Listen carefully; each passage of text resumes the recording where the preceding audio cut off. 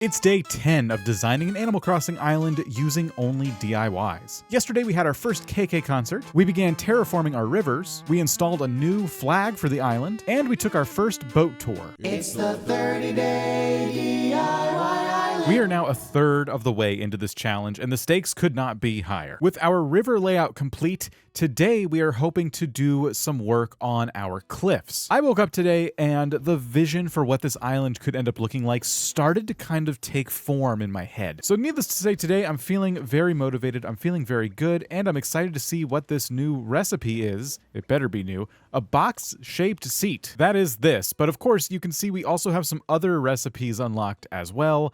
I now know how to make boots. The problem is I just need one more disgusting boot. So I'm hoping to fish one of those up eventually because that'll be my first pair of actual shoes, which will be great. As promised, I did spend a bit of time playing off camera. I got the steel framed wall, the summer shell rug, a tire, which of course taught me how to make the tire toy, and of course the boot, as I already mentioned. I also managed to get us up to 7,000 plus Nook miles, which is great because we only needed 6,000 to actually unlock the ability to edit our cliffs. So that is done. And it's good that we have some points left over because as I was starting the game today, I learned two things. One is that we can now implement island ordinances, and I'm thinking about going with Bell Boom so we can just kind of keep earning money as fast as possible. And the other, of course, is that we can finally ask our good friend Captain to take us to remote islands. This is a massive upgrade because this is how we are going to unlock various crops for our island. I can't buy them from Leaf, I have to find them myself. This is how we're gonna do that. So the goal today is simple. We're gonna work on our cliffs a little bit, get the island layout continuing to flourish, and then of course we are gonna take a boat ride with Captain to try and get some crops and new DIY. Captain also unlocks the ability for us to start finding gyroids, and I think cooking happens at this stage as well. So we're going to be able to cook. We should get some really cool DIYs out of that too. Not just the food recipes, but like the stonework kitchen, which is a really nice DIY and probably the only way I'm going to be able to cook in this series. So yeah, I'm just excited for all the upgrades. We got another gold nugget, which is always good to see. And I am gathering up supplies, doing the dailies, but I do need to show you guys something pretty cool. First of all, we've added our first extra room to the house. I did upgrade our house last night, which was very helpful. And in addition to that, just having time to kind of sit down with Gee Whiz and just play a little bit uninterrupted was very helpful because I did manage to go around and collect some more supplies. I'm still very low on regular wood, but hardwood and soft, you know, tons of that. We have rocks, we have clay, I have tons of weeds. So I am slowly building up a whole bunch of materials that we can actually craft with. I definitely feel like throughout this series, it's going to be important for me to take some time away from actually recording and just do a bit of those grinds. All but one fossil getting donated today. Always love to see that. Let's go ahead and sell a couple of things, buy a couple of things, customize a couple of things, and then we will take care of some business. We'll buy our daily song. And on my way to redeem my license for terraforming, I did see this, Be a Chef, DIY Recipes Plus. I don't know if not downloading this means I just can't get the cooking recipes yet, but it's 2,000 miles. I'm not ready to buy that yet.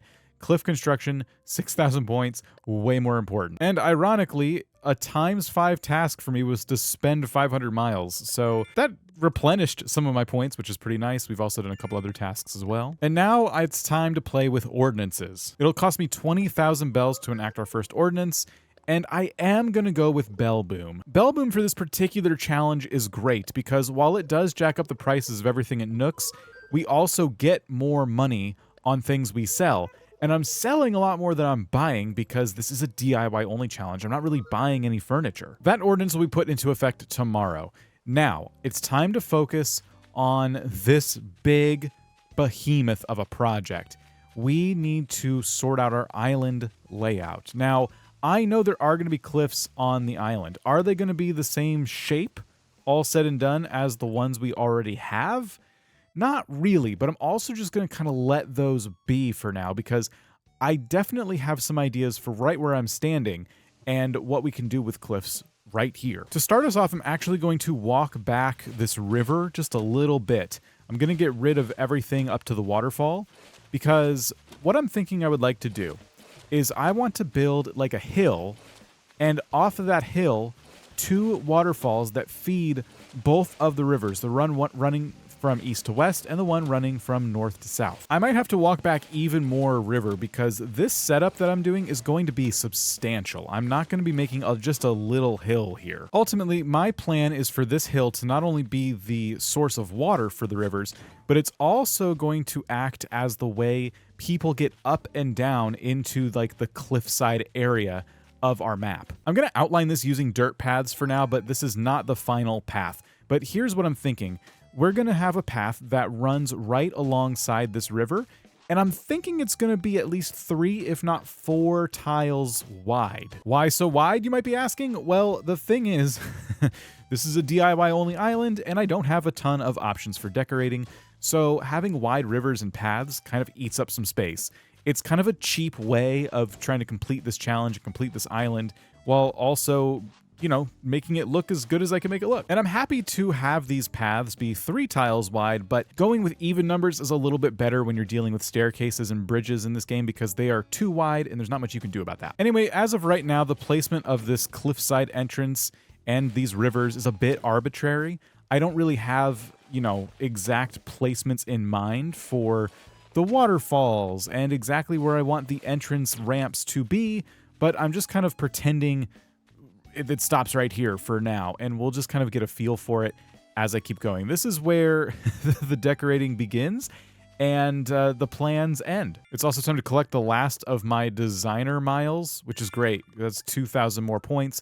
We definitely have enough to afford some more stuff now. And as I build this out, I'm already seeing a bit of a flaw in my placement because I was thinking the ramp would start where this dirt pillar here starts. So imagine the edge of the stairs would be right here and you would walk up. The problem is you'd be up here and then the river is right here, but I want 2 staircases. I want one that runs up this way and then one that runs up this way. So I do need to take this river and scale it back even more. And I have to probably scale it back at an equal distance to this river. This is where the symmetry gets a bit complicated. Okay, this took me a few minutes to figure out, but I think I got it. So the 2 holes here represent the top of the staircase, okay? The path represents the path that I'm going for. You know, we'll have one path that runs up into the cliffs in that direction and one that runs up into the cliffs in this direction. So just imagine everything in front of me is filled with cliffs and everything over here is filled with more cliffs. The next thing to figure out is the placement of the waterfall itself. This is going to really affect, I think, the aesthetic and what it feels like to walk around the island. You're walking by this big river and then you come up against a waterfall and a staircase. Where is that waterfall? Is it kind of next to you as you're walking up? Is it after you get up there? Is it before? So that's like the next thing I need to figure out. So in this example here, the staircase is kind of mostly right up against the cliff here, and that means the waterfall is kind of giving the person walking up the stairs a bit of a mist as they walk up.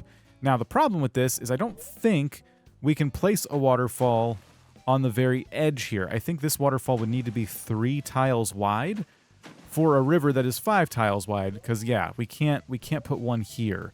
And unless I extend the cliff that way, which I'm going to, I can't put one on this corner. So I need to be okay with a more narrow waterfall, and I haven't quite decided if I am. Fortunately for me and my paths that are 4 tiles wide, there is a pretty nice alternative solution to this. Centering both staircases allows me to add some cliff over here, which means I can make the waterfall wider, and it still lines up with the path that I desperately want running right next to the rivers. Of course, moving the stairs over also means that I need to make the rivers a little bit shorter again, because now the staircases are just too close together for my liking. I really want some space between them. All right, so now our waterfalls are 5 tiles wide. Our staircases run right alongside them, and they lead you right up into what's going to be all filled in right over here, but into our mountainy kind of cliff top area. What's cool about this spot is I also left room kind of here in the middle, and we can do whatever we want. We can just not fill this in. We can actually fill this in with cliff and then put something cool on top, maybe a fountain or something. I have a lot of different ideas for what could go in this spot and kind of add to the overall aesthetic of the area. But this is awesome looking to me. I think the paths I'm going to use on the interior side of the rivers are going to be stone, actually. I'm going to do the stone paths. And then at least for the exterior part of the river across over there, I'm going to be doing the wooden paths. And that's because I have a different kind of idea for what's going to be across the bridges that we will eventually put throughout here. Oh, didn't I get rid of this bridge? What's this bridge still doing here? I could have sworn I told Tom Nook to get rid of this. In any case, we are going to have a few different houses, not all the houses, but a few different houses running alongside this river. So we're going to take this cliff, we're going to bring it out a little bit, or push it in a little bit, depending on what we need. The houses are going to be right up against the cliff, and there's going to be, I think, a 2 wide or maybe 3 wide wood path that runs along this northern side of the river. And there'll be multiple staircases that kind of let you up to maybe even more houses or another shop or something. With that in mind, this is where we need to start making some decisions about this part of the island. Where I'm standing right now is kind of naturally where the cliffs stopped kind of forming. And both corners of the island have this. It's just this flat area that goes right up to the ocean. And honestly, it's kind of cool. I don't think I really want the cliffs to extend beyond where they are now. So if we decide not to extend these cliffs, that means we need to kind of work with the houses that are going to be over here, starting from right here and going all the way into the more cliffy part of our cliffs. So in order to make this dream a reality, we first need to decide how many houses we want on this stretch and then how close we want them to the river. Let's first start by just planning the actual house and the distance from the river itself. So if we were to do a 2 wide path, we can actually put the houses right about here.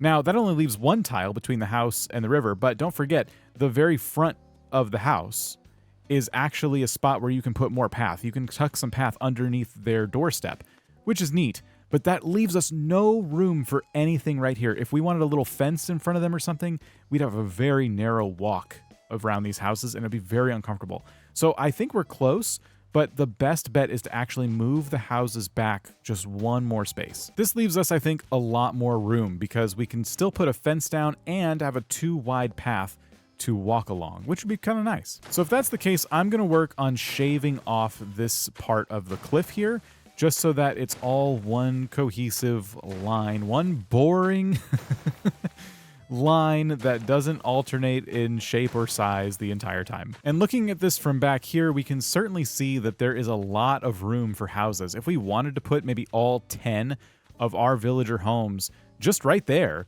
and have 5 on the bottom shelf and then 5 on the top shelf, we could absolutely do that, and it is tempting. While I think about that, I am going to buy a couple more paths, the ones I know I'm definitely going to use, and that should still leave us with enough points to take a cat and boat tour in a little while. Staring at the map here, I think what I would probably like to do is, in fact, do 8 houses over here. We'll save 2 more houses for other areas of the island. Maybe our favorite villagers can have a little more space than these folks. They're not going to have much room, much privacy, and that's okay. It's just deciding how many houses or how far apart each house maybe should be. And again, symmetry. I want them kind of evenly spaced here. Where things get a bit tricky, of course, is the path itself. So if I do a 3 wide path where I'm standing right now, and I want another staircase that goes up this way, which I kind of do, I run into the same exact problem with the waterfalls that I had down there where we can't see right now. So that means the path that runs over here should probably also be 4 tiles wide, just again to keep things simple and symmetrical. Which then also means that this house moves back 1 more tile, which means that I have to take another layer off of the cliffs. Oh well, this is exactly why I lay out islands this way. It's so that I can imagine where things will go, imagine what problems I'm going to face, and then just start to work with the terrain before actually placing anything down. There are, of course, different apps and programs you can use to lay out an island before actually editing anything on your own island, but I don't like to use those because I feel like they actually tend to limit my creativity. Working like I am right now is perfect. This is when I'm most in the zone when it comes to decorating Animal Crossing. So the way things are turning out are already better than I was imagining when I woke up this morning and I said that, oh wow, I have like an idea for this island. It's shaping out to be so cool. I'm really excited to see how this turns out. I haven't got a single recipe from a balloon yet. Please be a recipe. Changing room. See, I don't need that. I can sell it though. Oh, and I did get 200 miles for that, so at least, okay, that's something. Okay, another section of cliff has been shaved back. And a staircase would probably go in somewhere around here. I'm not worried about the staircase just yet. What I'm worried about now is house placement. And I think what I might do is just start by placing down a house right up against these cliffs, just tucking it right in. I can always edit the cliffs around it later, but that's what I want to do. So let's grab our dirt, and the house in question would go right here. So 4 tiles back, just like that. And then you might be asking, okay, how far apart is each house going to be? I was thinking about this, and I want to try going only 2 tiles apart per property. And the reason for that is because I want this place to feel pretty cramped. But also, staircases, again, are 2 tiles wide. So I'm thinking what I can do is have 2 houses next to each other, and they share something in between. Maybe a little market stall, a sitting area, just something really, really cozy. And then in the middle, right here, would be a staircase. So you'd go between 2 houses to get up to the next layer of cliffs. You know what's super interesting about this? This was the original plot we were just playing with, and it's exactly in the spot that lined all of these up perfectly. I didn't move this yet. This is exactly where we left it. So, hey, that's perfect. That's so good. I feel like that's a sign that I'm on the right track. I'm doing exactly what I'm supposed to be doing with this layout we've created. And now the idea to complete the look would be to use this really awesome looking tile that is made of like wood and have it run all the way across this river here. And like I said, there'll be little like market stalls and stuff between each house. So I'm thinking, remember the fish crates we got? I'm thinking we can use those. We can do all kinds of little fish markety stuff right along the river here with a nice wooden boardwalk. Now, I did say this boardwalk would be 4 tiles wide. Right now it's 3. The 4th one is going to go right here, but when I start placing houses, it's going to destroy it anyway, so I don't really care. We'll just fix it later. So staircase here. We have a little space in between each house. And we have an opportunity to put another staircase centered on this path right up here. And it'll get you up to the cliffs as well. I love this. I am ecstatic about how this is going to look. From a distance, this is what we're kind of looking at. It's kind of hard to see, obviously, without any houses. But I do like the vibe so far. And again, there'll be a path running here with a staircase that goes up this way as well. I'm really excited to see what the heck I do about the waterfalls, because one of the things I was planning on doing was having a river running from the mountains back in that corner and then putting water up to these waterfalls. So like water is coming all the way down from the mountains way back there. How I'm going to make that work with all these intersecting paths potentially is a mystery to even myself. I don't exactly know yet, but we're going to work on it together. We'll find out. Anyway, for my next trick, we need to start placing down the stone path that is going to run along this side of the river. Again, the interior part is going to be stone. And I'm excited for this too. I think these paths are really nice. I think maybe you were expecting me to design my own paths, and I've been there, I've done that. I don't like designing my own paths. One of the things I actually really enjoy is that Nintendo gave us a handful of paths that place right into the ground like this, and I like them. They're actually pretty nice. But yes, this path is going to run along the river like this, and then my first bridge on at least this side is going to go from here and line up with the staircase that we've decided that's going right in front of us. One thing I did not take into account with this path layout that I'm doing is the space between resident services and this big wide path. We have 1 tile separating the 2 here. I don't know what I'm going to do. I mean, I think I can place trees in here. Why don't we just try it real quick? If I can place trees in here, that's probably what I'm going to settle on. But let's just see. Can I put a tree right here? Yes. Okay. Yeah. So I'm not going to overcomplicate it. I'll probably put some trees right behind resident services here, and that'll look pretty nice, I think. I've now finished the outline of our first interior path. I'm going to keep these as an outline for now because you just never know what's going to change as time goes on here. I'm also thinking the staircases, I did put the landings where those holes are. I might actually move these back 1 more space. And the reason is because I would like them now flush with the path that's right here. So I should probably do that before I forget to grab the cliff construction tool. We're just going to walk these back 1 space. Unfortunately, my tree farm is going to be a casualty of this project.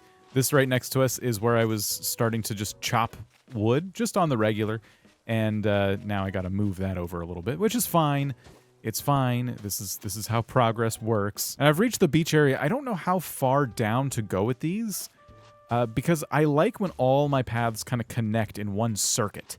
So is this path going to end here? Am I going to end it sooner? I have no idea, but I have a really good idea of what like the top half of the island is looking like, and that feels good. I also am not fully sure of what I'm going to do on this side of our river yet. I think what I might do is actually bring this cliff over here up really close to the river. Maybe add a couple more little waterfalls here and there too. I still want bridges that go from, you know, over to that side to this side, but I think those bridges would just lead you directly to maybe a staircase that gets you up to the cliffs. And I'm thinking maybe on this side is where the campsite might go, or maybe my house. The more I think about it though, the more I think most of our buildings are going to be in the top sections of the map in this kind of like cliff mountainy area that we're making. Because most of the houses are going in that top part we've already designated. But where I'm standing right now could be my house. Maybe the museum could go up there. Or maybe we keep museum and Abel's and Nooks on the lower half so we have something down here. I don't know. So obviously all my plans aren't fully formulated yet. But we're getting there. We're definitely getting there. All right, so now the outline for our north to south running path is complete. That means next up on the agenda is just fill in this giant pit that I made where the two staircases kind of meet. And once I fill this in, we can move on to the next phase. And there we go. It is all filled in. That leaves the next phase of our layout plans, and that is going to be up here.